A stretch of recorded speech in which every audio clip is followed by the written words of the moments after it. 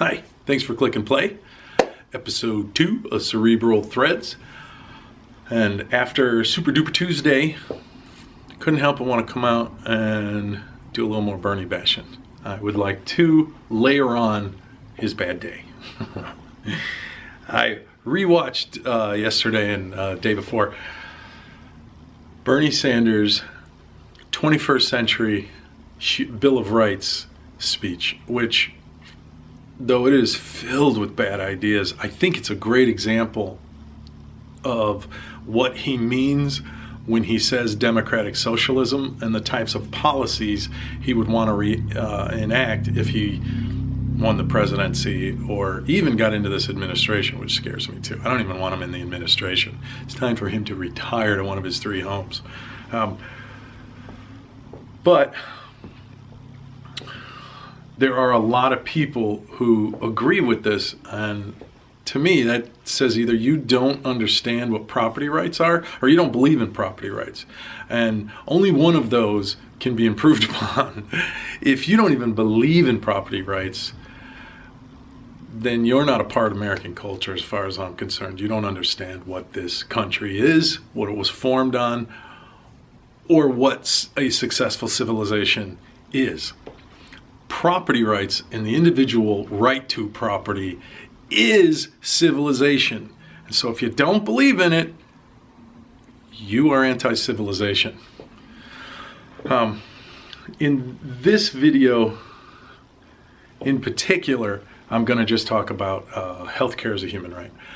There's a number of things under his economic rights part of his speech.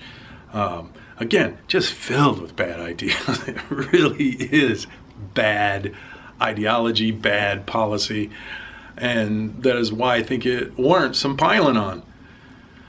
It really truly stuns me how many people don't respect property rights. Healthcare is a commodity. It is a service, it's a product, not any different than anything else you buy in a grocery store. It's the same thing as a food or TV or shoes, and none of you would expect your fellow neighbors, your citizens, to pay for your shoes, to pay for your TV, to pay for your phone. And if you do, again, you don't understand what civilization is and what property rights are and how it is the basis for what makes this country so exceptional. So, if a right requires government force to enact, it's not a right. My right to free speech in comparison requires nothing of my neighbor. My neighbor doesn't have to do anything to allow me to freely speak my ideas, to freely share verbally or through posters or TV ads, whatever I want. That is free speech, and it requires nothing of my neighbor for me to enact my right out in the world. Now, if healthcare is a right, that does require my neighbor. That requires not only my neighbor's tax money, but if your neighbor is literally a doctor or a healthcare provider, then they're going to be forced to take pay designated by the government. Can you imagine any other job where you would be happy with the government coming in and saying, this is your max amount you can make. This is the max amount of product you can sell. This is the max amount of product you can put in this part of the country, that part of the country. That is why it can't be a right. It's a commodity. You don't have a right to the labor of other people. You don't have a right to the labor of the citizens around you. It's theft, and it doesn't matter what the goodwill you have behind it. It's no different than if I walk up to you and I put a gun to your head and I take your money and I hand it to the homeless person that I see, the first homeless person I see on the corner. You still get to have me arrested for theft. The crime is before whatever good thing you want to put my money towards. In a free market, what happens instead is that someone would come up to me, show me the homeless person and say, isn't that sad? you have extra you could help. Would you please help me help them? You're going to get a lot of more money, a lot more charity, a lot more help from fellow citizens when you just ask. Force is what makes it theft. I don't care that you are going to use my money for something good. If you've stolen it from me, that's the problem. Not that I hate the homeless guy. It's that I hate the fact that you just stole from me. And that's what I don't understand, that Bernie bros don't understand. Why do you think you have a right to someone else's labor, like a doctor, a nurse, or even somebody who makes gauze pads? If I make gauze pads, I get to sell them for whatever price I want. That doesn't mean they'll sell. And that's where the free market comes in. How much is a gauze pad worth? Well, you're going to find out. Have a lot of people make them and have them compete, and eventually you will find out the best price for selling a gauze pad. Now, government is the opposite of that. And if you bring in the government by mandating free health care for all, even the single payer system, you're still going to have to compound on that. More and more force and more coercion.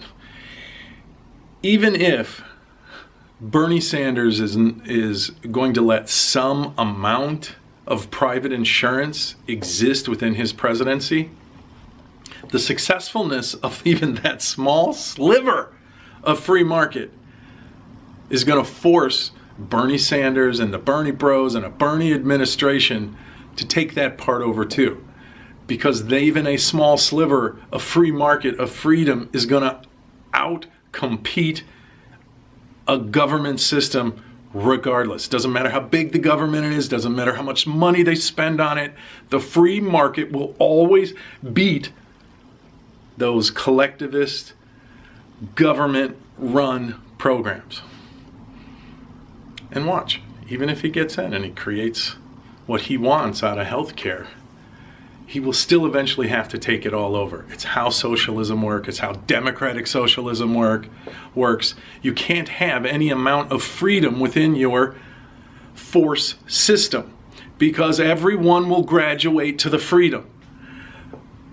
Free population, freedom of speech, freedom of assembly, freedom to protect yourself with a firearm. These are the evolutionary This is the evolutionary progress of a civilization.